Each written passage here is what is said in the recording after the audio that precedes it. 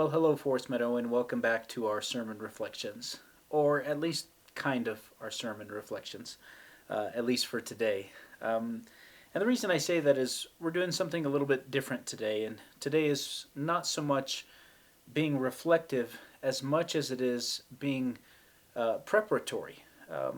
I would like us to take this season and treat it kind of in a similar way that we treat the season of Advent, and for us to really just spend some time to prepare our hearts to embrace everything that Jesus has done for us. A good time for us to think and consider what exactly it costs Jesus to save and to redeem sinners like you and like me. And so we're not going to spend so much time reflecting upon Sunday's message, but I do want to give each of us an exhortation. And I would like to exhort us all to read through Psalm chapter 22. It's a messianic psalm, and he starts off in Psalm 22, and he says, my God, why have you forsaken me?" These are words that we will hear in not too long from now. "Far from my deliverance are the words of my groaning. O my God, I cry by day, but you do not answer, and by night, but I have no rest. Yet you are holy, O you who are enthroned upon the praises of Israel. In you our fathers trusted. They trusted, and you delivered them. To you they cried out and were delivered, and in you they trusted and were not disappointed." You know, something I find beautiful here with this passage in Psalm chapter 22 is that it says they trusted in you and you delivered them. But when it comes to Jesus, I want us to consider that Jesus was not delivered from sorrow and from pain.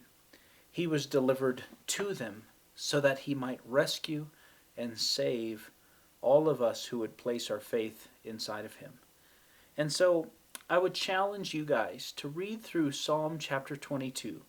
And next week we'll give you another section of Scripture to just look at. But let's take this time, just like we do Advent, and let's really just try to prepare our hearts and say, Lord, I want you to teach me what the crucifixion was really all about. Reveal it to me.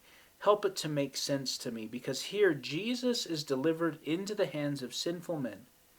And Jesus' own statement, right? He says this in John. He says, "What shall I say, Father?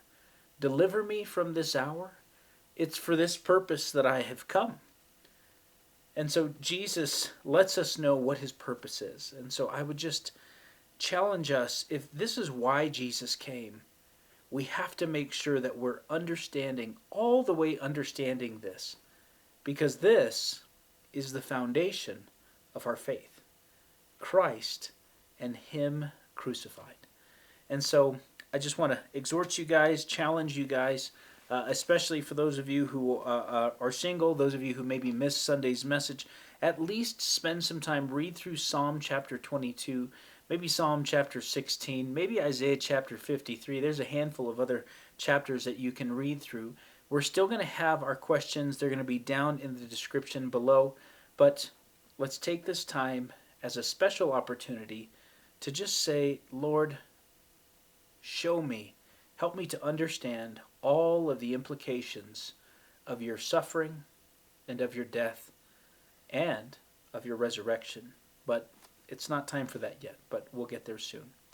So, brothers and sisters, thank you so much for taking the time to join us and for your desire to dig deeper into the Scriptures, and I hope that you have a good day.